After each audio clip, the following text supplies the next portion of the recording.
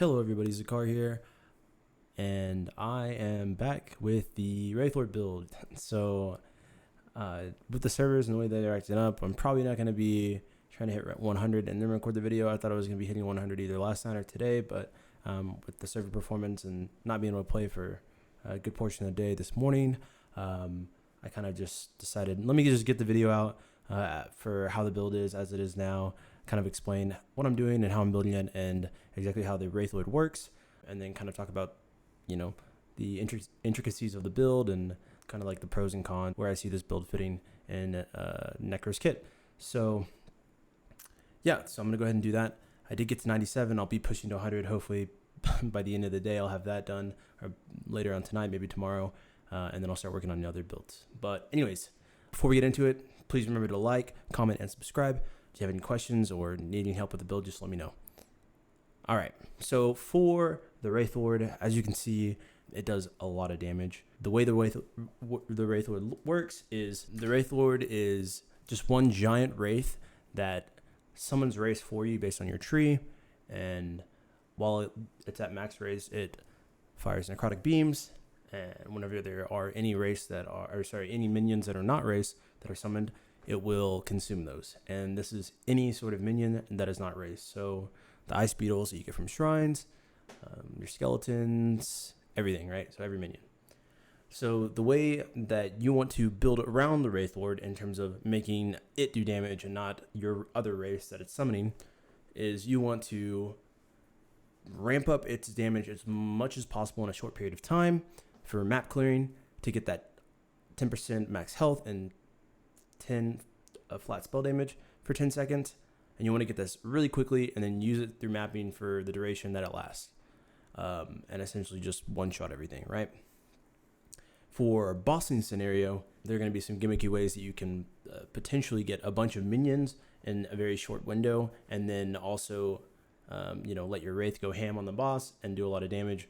I know I've gotten my Wraithlord to do somewhere up to around 3 million crits, 4 million crits with unoptimized gear, and so now I've kind of like tailored that down, built into a little bit more defenses as I can, which is just mostly low life at this point, and then resistances. And then he's doing probably around anywhere from 1 million to 2 million crits, depending on, the damage variance and what's affecting him at the moment. And kind of that's my idea is, like, I feel like that's just a lot smoother and easier to do since it only takes 2 button presses to get this. Granted, I don't have a movement skill, but I haven't found a need for one at this current level, especially in softcore, maybe in hardcore. You might want to opt out for the damage from one of your minions and swap for transplant. So yeah, that's essentially how the Wraithlord works and how I'm using it in this build. And the way that it prios these skills is pretty interesting as well. So the Wraithlord casts to summon its race first, and that's what it does, is it tries to summon the race until max race, and then once it's there, it'll start attacking, and at any point there's minions there, it'll consume those minions. So the prio is summon race, consume minions if I can. Okay, if I don't have either of those, then I will just start firing my lasers. And that's what he does. He fires his lasers, and they're powerful.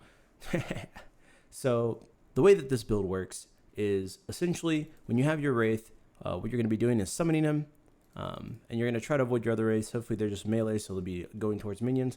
You'll summon him, you'll cast your Infernal Shade, and that should stay on him indefinitely. And then you'll cast your Dread Shade, and then cast your Bone Prison, and then summon zombies. The zombie cast is like instant right after, right? So I'll show you one more time just so you can see how it works. But it's bone, and it's like my zombies are instant. So he absorbs them in the first press. So it's like 3 casts that he has to do, maybe 4 or 5, depending on if other things spawn based on my passives. And then once you have that done, he's consumed and he's ramped up, and now he can go attack things. Oh, let me put Dread Shade on. And as you can see, I'm hitting for anywhere from like 1, 1.5, and then sometimes it'll ramp up to 2 mil, just depending on how much he's consumed. Like there's 1.8, there's 1.9, and yeah, it'll just keep ramping up, right? So that's essentially the build, and how it works and how you'd use it. All right, now let's get into the skills. For the skills, summon a race, and the way I'm building this is I'm grabbing as many more multis as I can for the build, just to ramp up the damage. So I actually go down here for Perma Race, and I grab Sequel of Avarice. This multi does apply to the Wraithlord, so this is why I grabbed this. I go ahead and grab the necrotic damage multi here, and also health leech, as most of our damage will be necrotic. I also come here to grab the crit multi, which is another good set of points that you can get. And then I'll probably fill out, if I ever get any more plus to levels from anything, I'll probably fill out this necrotic damage here, as the necrotic beams does have a pretty high damage effectiveness. And then maybe I might grab this node here to get a more multi if I ever got more plus skills, or if I ever could get it. But having Flame Race is kind of a nuisance in this build, as it'll sit back next to your Wraithlord, which will make it harder to cast Dread Shade and Infernal Shade. With Dread Shade, essentially the tree that I'm going for here is I'm going for all the more damage, obviously. I'm going for the auto crit as well. That makes me able to take this increase a cast speed node, as well as these. And then I also take this, when used on an Abomination or Wraith, Dread Shade grants that minion more damage. I'm not completely sure if this node is bugged or working incorrectly. I'll have to test it again, but maybe I was just at the time not testing it correctly, but I wasn't seeing damage increases from this. But either way, I think this is probably the way to go, and you get this everlasting poison, so it doesn't drain your minion all that crazy, and then you can go here. Unfortunately, with this setup, since we do take all for one, we can't take the you are affected by aura, and also the armor per vitality, which kind of leaves us a little weak in terms of armor. The next I take Bone Curse, and essentially the reason I'm using this is for Bone Prison. I'm taking the Shattered Prison here, which allows me to cast it a lot faster, but gives it more gives it gaps. This just allows me to cast it, within that 10-second time frame. So every 10 seconds, my Wraith is buffing itself, and then these come off cooldown, and I can use them again in that 10-second time frame to pretty much keep that damage buff up constantly. I also grab this node here, even though I don't think this is necessarily doing anything unless my Bone Curse hits an enemy. I just kind of do some throw-in nodes like mana efficiency, since I'll be casting it. I also grab this life here, since my Wraithlord gets 10% of my minions max life, which is nice.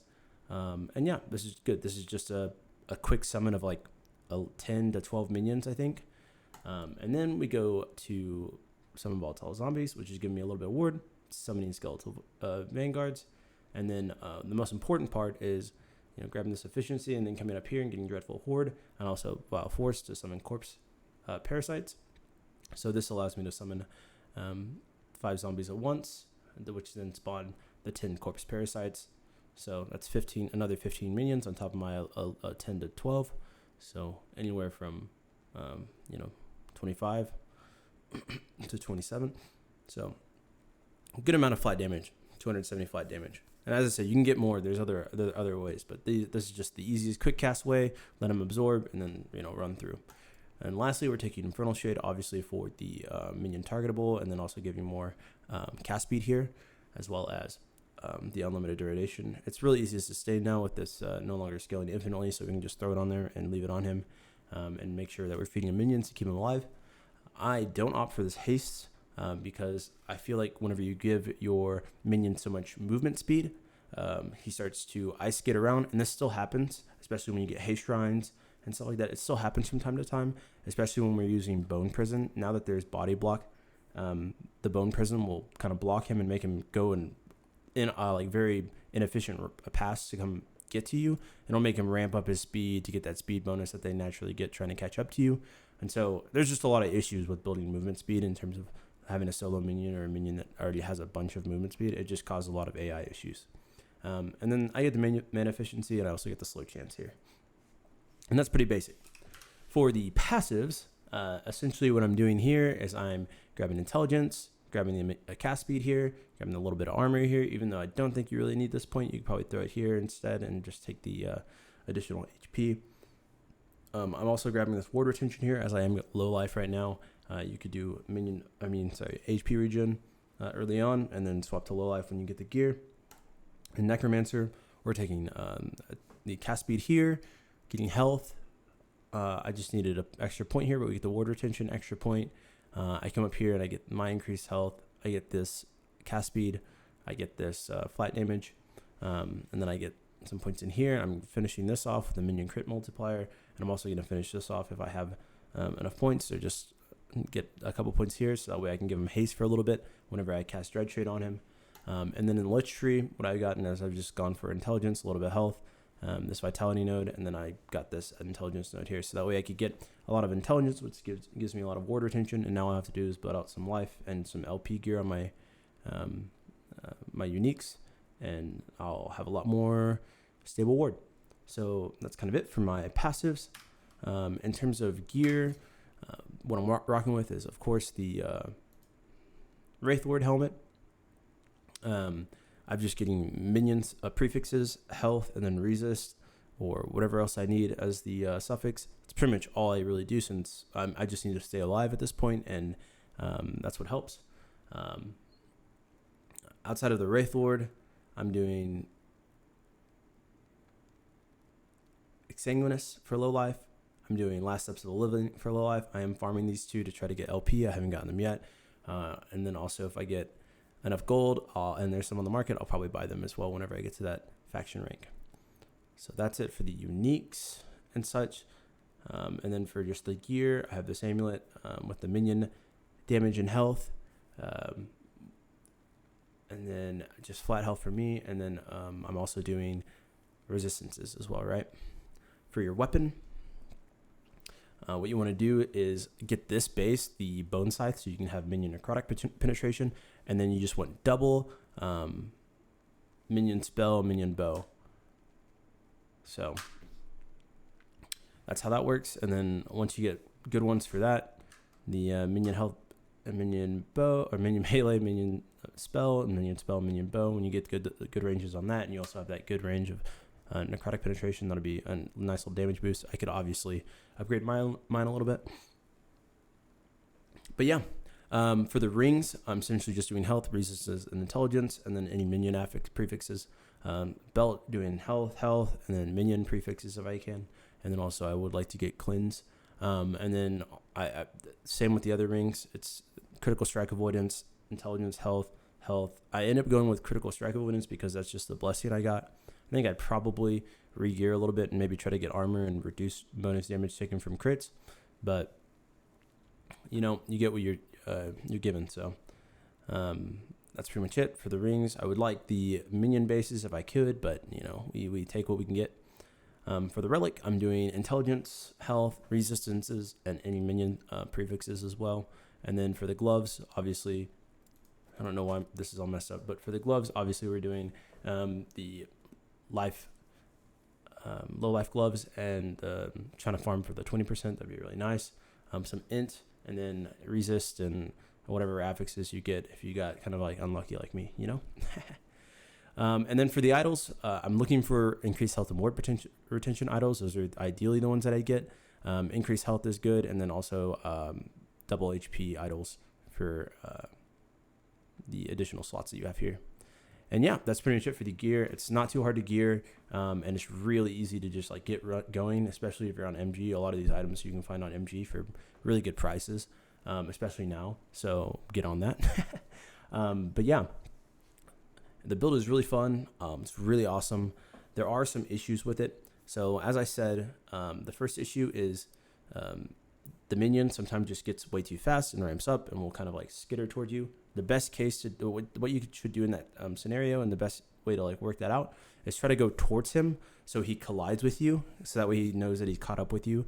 It's a little bit frustrating, but if you go slow in monolith mats, you won't have to really experience this too much. You'll see me, I kind of just walk to the objective. That's pretty much what I want to do. So that's what I do. And yeah, so some other kind of issues with the build is it's clear is still, once again, not top tier. It's good, just because it one-shots most things.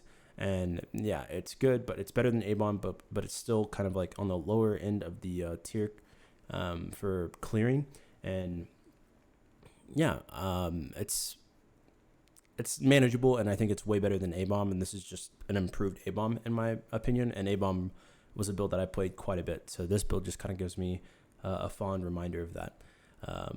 Some of the other issues is when you're casting Dreadshade, since you do have other minions and you're also summoning minions to be consumed, sometimes you can miss target. What I will say for that is whatever minion you want to target, always try to aim sort of below them, in between you and the minion, so that way it kind of, I think it works kind of like on a, not if this minion's highlighted, the highlighting doesn't mean that this is what's being targeted for whatever reason, but it's like a distance from you to the minion and your cursor click, and this just happens to be closer than this, especially if there's a minion behind it. It'll assume that you're trying to click the minion behind it instead. So a little bit frustrating, but yeah. Other than that, the build's been awesome. I've loved it. Probably one of my favorite builds. I'm glad that I swapped to it and tried it out. If you have any questions or anything, let me know. I guess one more thing before I head out, I will say there are some other things you can do with the build. There are some ideas that I have in terms of casting a lot of skeletons and summoning those and getting your mana gain back, and then using this node down here and Volatile Zombies to resummon them that way. This node, I would take it typically instead of these nodes or whatever, but I don't, because it just starts to drain your mana. Maybe 1-2 points here would be fine, but it does drain your mana after a while.